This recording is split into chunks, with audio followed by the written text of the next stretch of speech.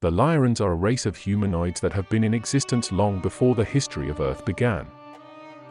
Long ago, the Lyrans came to our galaxy from another not far from this one, demonstrating their wonderful creative abilities of crafting and uplifting new species in Eden of the universe. They are a very peaceful peoples with an endless culture concerning their almost billion-year-old existence since their ascension. If it wasn't for them, we wouldn't be here now. For a long time the galaxy was in peace and harmony for millions of happy years to come. But something occurred that made the negative beings angry at the vegans and their creations, and after many attempts to make peace once again, a fellow allied star system was attacked by reptilian and bird beings' fleet of ships, and thus the Great Galactic War began. The vegans didn't want to interfere.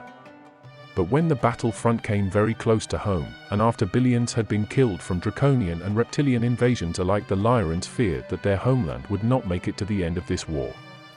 So many told the species that they had most recently created, the humanoids, to escape from the attack and to make homeworlds elsewhere. They broke into 3 distinct factions and left for other worlds to prosper by. The Lyrian races began evacuating their home planet over 22 million years ago, and they have peeked out and migrated from there more than once.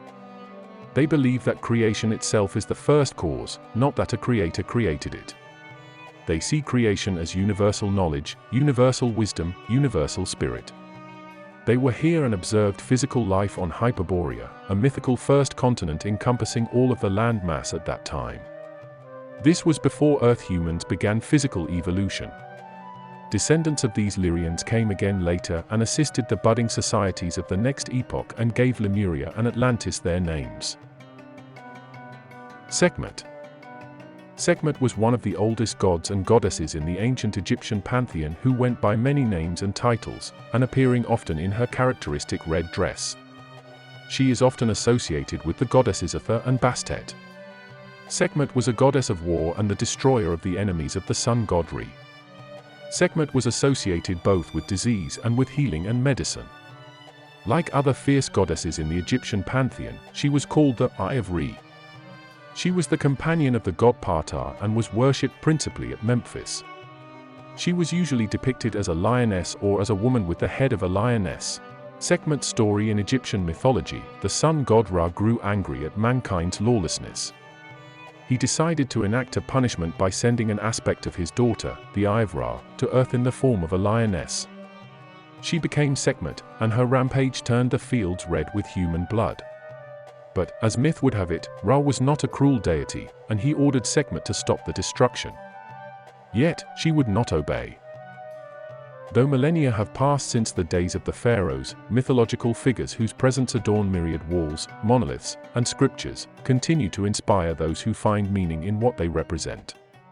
Among them is the powerful lioness goddess Sekhmet, perhaps the ultimate mythological representation of female power. Bastet. Bastet is the Egyptian goddess of the home, domesticity, women's secrets, cats, fertility, and childbirth. She protected the home from evil spirits and disease, especially diseases associated with women and children.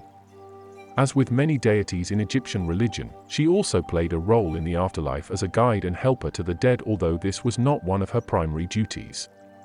She was the daughter of the sun god Ra and is associated with the concept of the Eye of Ra. Bastet was extremely popular throughout Egypt, with both men and women from the Second Dynasty of Egypt, circa 2890, circa 2670 BCE, onward, with her cult centered at the city of Bubastis from at least the 5th century BCE. She was first represented as a woman with the head of a lioness and closely associated with the goddess Sekhmet, but, as that deity's iconography depicted her as increasingly aggressive, Bastet's images softened over time to present more of a daily companion and helper than her earlier forms as savage avenger. Both Bastet and Sekhmet took their early forms as feline defenders of the innocent, avengers of the wronged, from Mafdet. This association was carried on in depictions of Bastet's son Mahes, protector of the innocent, who is shown as a lion-headed man carrying a long knife, or as a lion in Bastet's association with Mao. She is sometimes seen destroying the enemy of Ra, Apophis, by slicing off his head with a knife in her paw, an image Mao is best known by. In time, as Bastet became more of a familial companion, she lost all trace of her lionine form and was regularly depicted as a house cat or a woman with the head of a cat, often holding a sistrum. She is sometimes rendered in art with a litter of kittens at her feet, but her most popular depiction is of a sitting cat gazing ahead.